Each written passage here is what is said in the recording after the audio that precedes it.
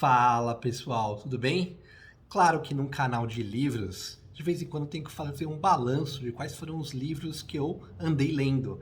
E vou fazer então o balanço do mês de julho, mês de férias, com as crianças em casa, dá mais trabalho do que imagina. E aí eu segui o meu plano inicial, que era ler alguns livros sobre como ler livros. Qual que era a ideia? Parar um tempo e ver se existem técnicas para eu ler melhor.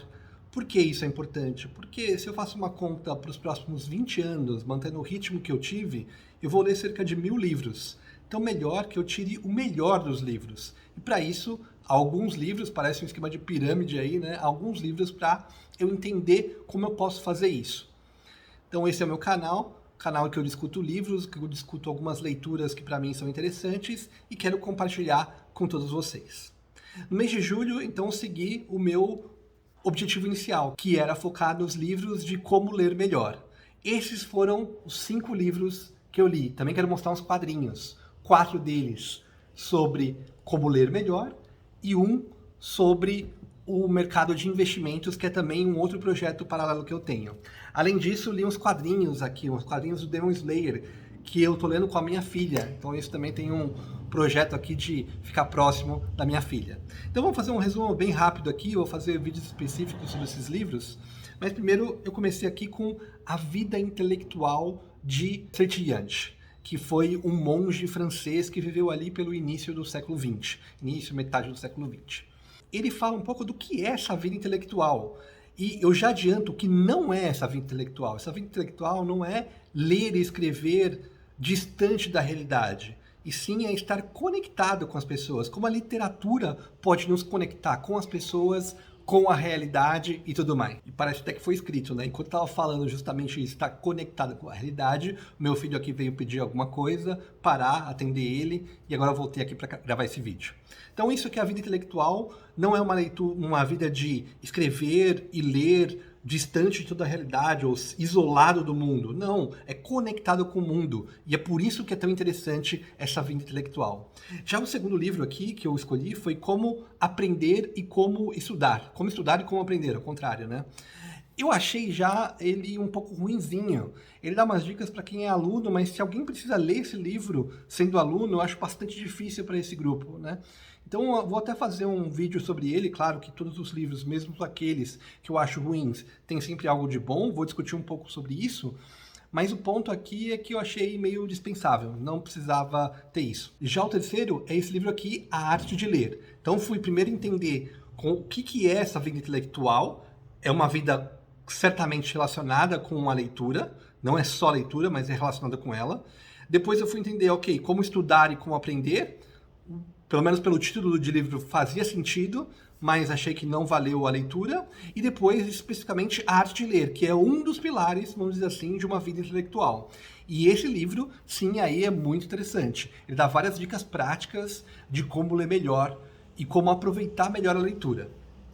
Por último, eu li esse livro aqui, eu deixei por último porque os 3 primeiros, eles são bem curtinhos. Eles não são livros grandes, né? Então, 2 dias aqui, com uma certa dedicação, acabei lendo eles. Já esse livro aqui, Como Ler Livros, assustou um pouco mais, né? Ele é maior, então eu falei, poxa, eu vou precisar de mais tempo para isso. Acabou que também foi uma leitura bastante agradável. Eu me surpreendi, não estava esperando muita coisa não, mas eu me surpreendi com várias dicas que ele deu de como ler livros. E o principal é que ele falou sobre uma leitura analítica, que eu acho muito próxima de quando eu penso na minha formação de físico e matemático. E eu penso que essa leitura analítica está muito relacionada com isso, a descrever exatamente quais são as hipóteses discutidas nos livros e como deixar os argumentos mais claros, até mesmo do que o próprio autor o fez. Então, ser uma conversa entre o autor, que está ali passivo, e o leitor, que precisa de alguma ação. Então, ler não é simplesmente ficar sentado e não fazer nada, precisa exercitar a mente, escrever para ver se entendeu tudo. Então, essa leitura ativa, ela traz o que tem de melhor nos livros. Então achei que foi bastante útil. Então esse foi o meu ciclo dos 4 livros aqui, que era o objetivo do mês de julho, de aprender a ler melhor. E continuando o meu projeto de leituras de livros de investimentos, peguei esse aqui, Um Homem para Qualquer Mercado.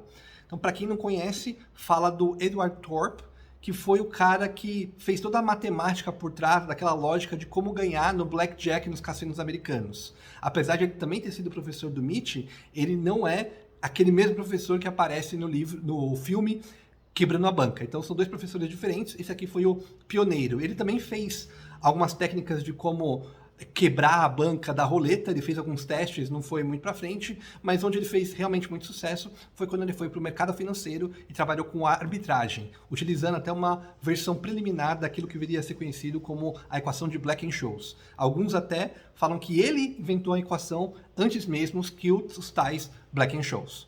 Então, é um livro bem legal para conhecer mais uma pessoa importante no mercado de investimentos. E como eu falei, continuei aqui a minha leitura do mangá de Demon Slayer que eu estou lendo com a minha filha. A partir do 12 é justamente onde acaba a segunda temporada do anime, que agora está num período sem episódios, acho que só no ano que vem volta com a terceira temporada. Então isso aqui dando um spoiler do que vai acontecer daqui pra frente. Então muito legal, a história continua aqui com os nossos heróis japoneses e tô curtindo bastante de ler isso, porque é uma paixão. Eu falei assim, cara, preciso ler mais quadrinhos e tô batendo a minha meta de pelo menos uma vez por mês ter um bloco de coisas de quadrinhos para eu ler. Li aqui esses 6 ao longo desse mês e vou continuar também, assim como a minha meta de investimentos, que é um livro por mês. Não sei, aqui do quadrinhos também, vou ler alguma coisa por mês, mas para estar sempre ativo, porque é uma coisa que é um passatempo. Eu acho que é diferente daquela vida intelectual. Acho que aqui, nossa, eu sou melhor, eu estou mais conectado. Sempre a gente pode extrair uma coisa ou outra, mas no final é um grande passatempo que eu adoro e quero compartilhar isso com outras pessoas, sobretudo com minha filha, então que eu estou colocando nesse mundo dos quadrinhos, nesse mundo dos mangás. É isso, essas foram as minhas leituras do mês de julho. Espero que tenham gostado. Vou deixar aqui o link de todos e os nomes desses livros.